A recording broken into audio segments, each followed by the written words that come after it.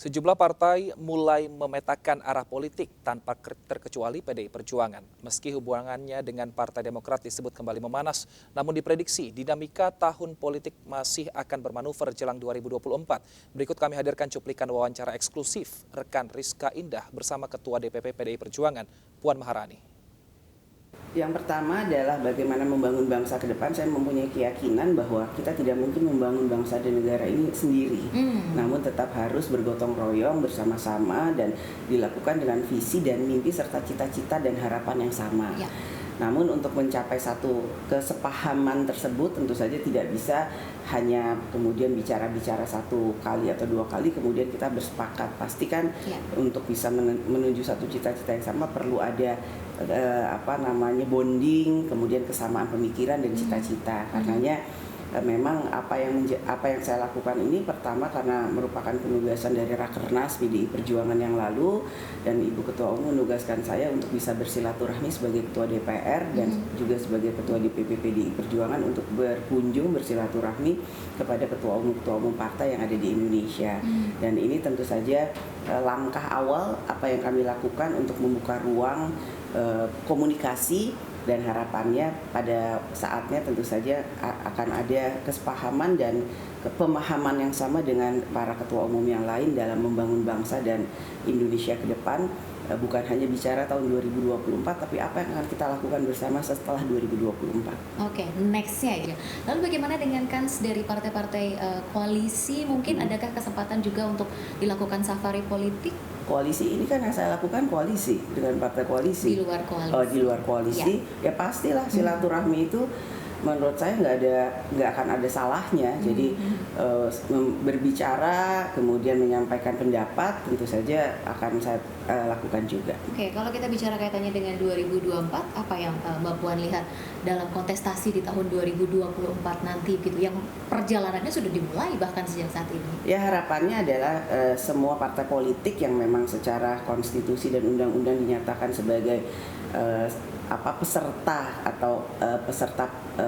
pemilu tahun 2024 ya ini bisa kemudian melakukan pembelajaran politik bagi masyarakat. Jadi kita boleh saja kemudian bertanding pada saat itu, namun kita jangan lupa juga bahwa kita ini adalah satu bangsa.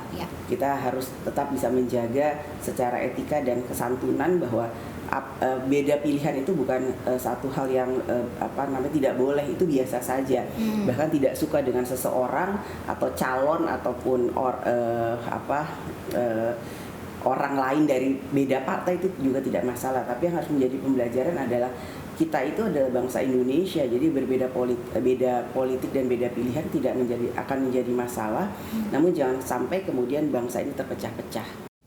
Kita lanjutkan dialog dengan Kamhar Lakumani, politisi Demokrat, dan Andreas Pereira, politisi PDI Perjuangan. Saya ke Bang Kamhar. Bang Kamhar, rencananya nanti Pak SBY akan turun gunung di pemilu 2024 ini. Tidak khawatir seperti itu akan menutupi citra yang sudah dibangun AHY selama ini untuk digadang-gadang maju di 2024 nanti? Ya, sama sekali tidak ya. Justru hadirnya Pak SBY atau keberadaan Pak SBY juga menjadi salah satu, bahkan menjadi pilar utama Partai Demokrat, termasuk dalam kerja-kerja politik nantinya menuju 2024. Apalagi Pak SBY juga punya pengalaman tidak hanya sebagai founding fathers ya, sebagai mantan presiden 2 periode yang sukses membawa kemajuan bagi Indonesia di berbagai bidang, baik di bidang ekonomi, politik, sosial, dan budaya. Tentu capaian-capaian dan prestasi di masa Pak SBY ini menjadi modal penting untuk dipresentasikan kepada masyarakat, kepada publik, dan kami berkeyakinan bahwa figur Pak SBY sebagai modal politik retrospektif atau modal politik yang sudah pernah dilakukan oleh Partai Demokrat di masa lalu ketika mendapatkan kesempatan menunaikan mandat rakyat di pemerintahan selama 2 periode. Kita sudah membuktikan dan berbagai capaian dan kebijakan-kebijakan yang dilakukan. Misalnya terkait dengan kenaikan BBM sendiri, ada kompensasi, ada BLT dan sebagainya yang juga diduplikasi di pemerintahan saat ini. Kita apresiasi kalau itu baik, dan tentu tidak usah malu-malu juga untuk mengakui bahwa ini memang penting untuk dilakukan, apalagi pada saat kebijakan itu ditempuh pada masa pemerintahan Pak SBY, ya publik punya rekaman dan jejak digital yang bisa diakses ya, bahwa PDIP waktu itu yang menolak keras, bahkan Pak Jokowi sendiri misalnya ketika masih menjabat sebagai Gubernur DKI menentang keras kebijakan itu, dan ternyata kemudian setelah menjadi presiden menduplikasi apa yang sudah dilakukan itu. Kita sih senang-senang saja karena selama itu untuk rakyat, bermanfaat untuk rakyat, itu oke, tetapi kan ini juga menunjukkan kepada publik bahwa pada masa itu sebenarnya ada dua hal kemungkinannya. Beliau tidak mengerti betul substansi yang sedang dibicarakannya, sehingga tidak mengerti betul apa menjadi pentingnya kebijakan-kebijakan pro rakyat dalam bentuk bansos, BLT dan sebagainya itu, atau sekedar membuat pernyataan bombastis untuk popularitas semata dengan melakukan kritik terhadap pemerintah pusat pada masa itu. Juga banyak elit PDIP yang misalnya saat itu menangis memberikan komentar penolakan terhadap kebijakan itu, yang kemudian saat ini menjadi sangat berbeda argumentasinya, padahal konteksnya juga sangat berbeda. Kalau pada masa itu memang tidak ada opsi-opsi yang lain yang harus dipilih untuk selain daripada menaikkan BBM, tetapi juga ketika harga di pasar dunia sudah turun, itu juga dikoreksi dan disesuaikan. Berbeda dengan saat ini, pemerintah saat ini yang hanya trennya naik terus. Itu misalnya.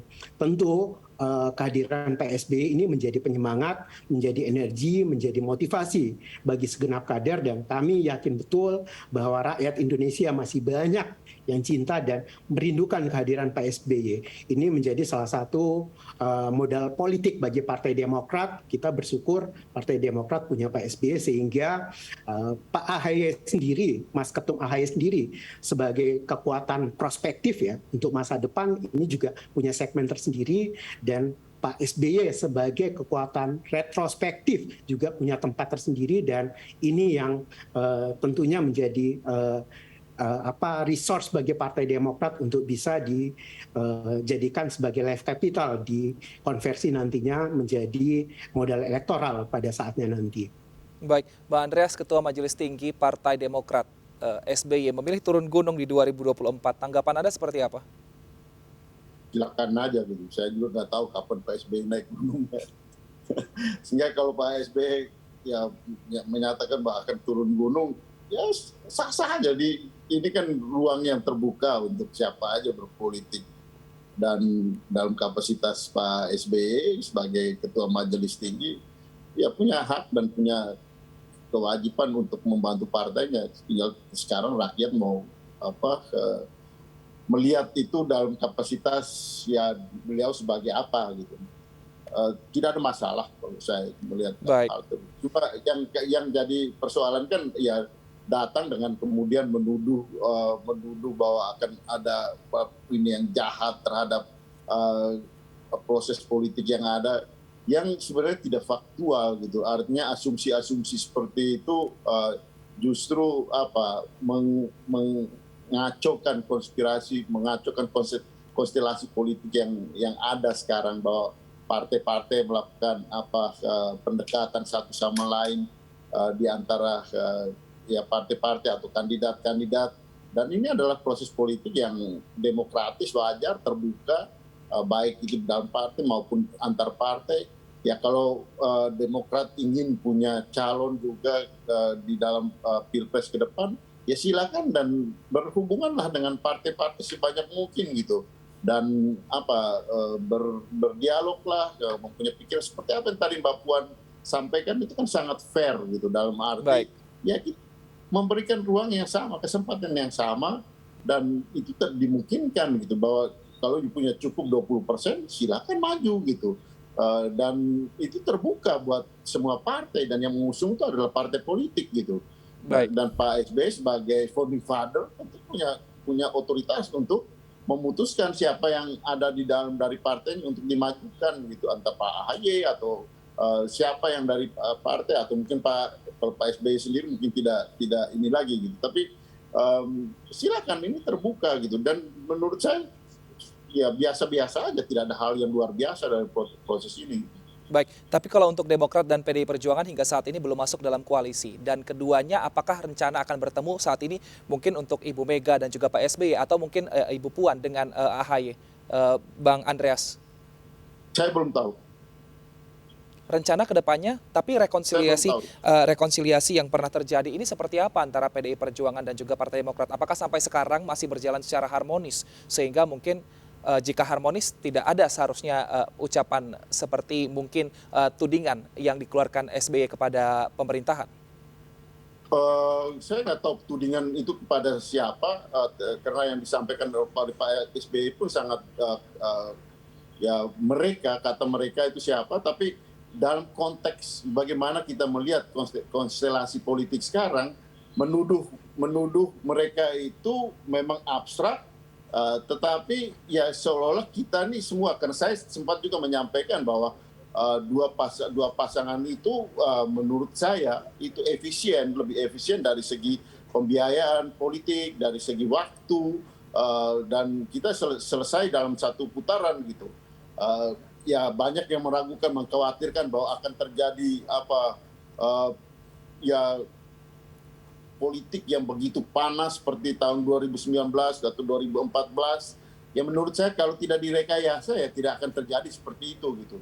Jadi ya kita belajar dari pengalaman untuk tidak melakukan merekayasa politik identitas, sehingga meskipun dengan 2 pasangan atau 3 pasangan itu tidak harus ada terjadi ya pertempuran politik ya, baik di dunia maya maupun di dunia nyata dengan secara fisik yang kemudian mengganggu stabilitas politik di kita gitu. Bahwa selesai pemilu ya selesai, seperti kata Mbak Puan juga, kita tahu kapan kita bertanding, kapan kita bersanding, dan itu adalah hal biasa gitu dalam politik ya. Tapi ya start yang menjadi hal kan apa yang dikatakan oleh Pak SBY dengan menuduh itu, yang saya kira yang menjadi menurut saya tidak cukup arif lah, dan dalam konteks ya beliau sebagai seorang politisi senior, terus kemudian mantan presiden pula, dan tahu bahwa bagaimana proses politik ini terjadi. Baik, Bang Kamhar, tapi dalam arti di sini SBY akan turun gunung, ini artinya apakah SBY juga akan menemui ketua-ketua partai dalam waktu dekat mungkin, apalagi ketua partai yang koalisi belum terbentuk? Kira-kira siapa yang akan digait Demokrat untuk maju ke 2024 dan apalagi mengusung AHY nanti? Saya belum dapat konfirmasi tentang itu, tentang agenda Pak SBY akan membangun komunikasi politik lintas partai kemana saja, tetapi yang pasti bahwa ikhtiar untuk membangun koalisi itu terus dilakukan dan dijalankan oleh Mas Ketum dan juga oleh Majelis Tinggi Partai, yang mana di ADRT Partai Demokrat sendiri terkait dengan Pilpres ini adalah domain daripada Majelis Tinggi Partai. Dan kita pada Rapimnas juga sudah menegaskan segenap kader memberikan kepercayaan penuh kepada Mas Ketum maupun Ketua Majelis Tinggi Partai untuk membangun komunikasi politik terkait upaya untuk mewujudkan atau membangun koalisi. Itu yang sudah disepakati pada forum Rapimnas. Tetapi di balik itu semua tentu Partai Demokrat melalui seluruh kader di seluruh Indonesia juga semuanya punya ikhtiar untuk selain membangun koalisi dengan rakyat untuk melakukan kerja-kerja nyata, membantu meringankan beban rakyat saat ini, juga komunikasi di level elit lintas partai tadi juga tetap dijalin dan dilaksanakan. Ya, kita tunggu saja pada waktunya nanti seperti koalisi yang terbangun itu antara Partai Demokrat dan partai mana saja nanti tentu pada saatnya akan dideklarasikan kepada publik. Tadi saya merespon pernyataan playing victim Pak SBY ini sama sekali tidak punya dasar, dan tuduhan playing victim kepada Pak SBY ini selalu dari dulu berulang kali dipresentasikan oleh politisi-politisi PDIP yang justru kami sampaikan bahwa apa yang disampaikan oleh Pak SBY ini sebagai warning, dan ini tidak turun dari ruang hampa.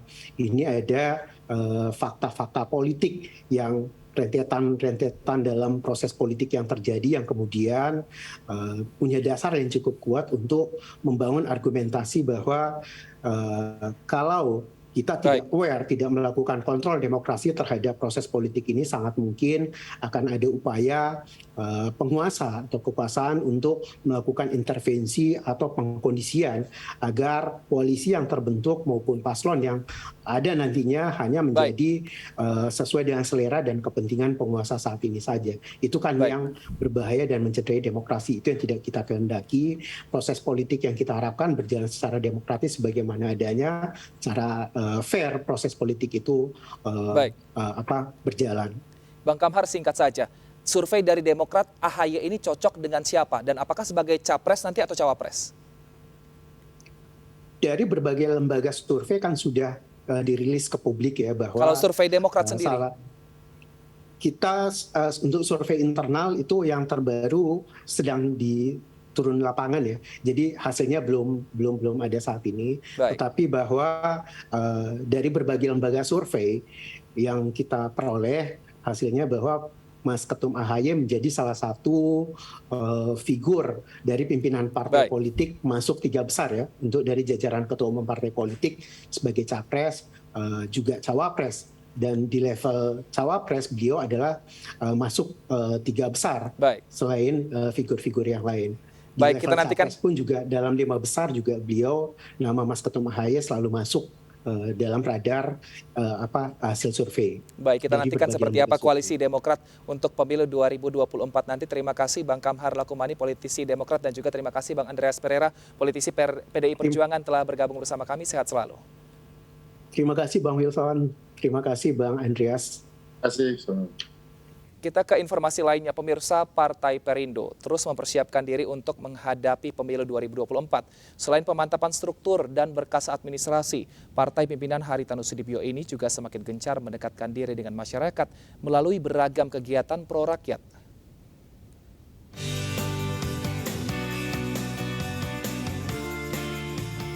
Mencegah stunting juga menjadi salah satu fokus Partai Perindo. Sebagai partai yang memiliki visi misi mensejahterakan masyarakat, Partai Perindo memiliki sejumlah program untuk mencegah gizi buruk. Salah satunya melalui pemeriksaan layanan kesehatan gratis kepada ibu-ibu hamil dan menyusui di Kecamatan Belinyu, Kabupaten Bangka, Provinsi Bangka Belitung. Kami dapati ibu-ibu itu belum pernah USG sama sekali.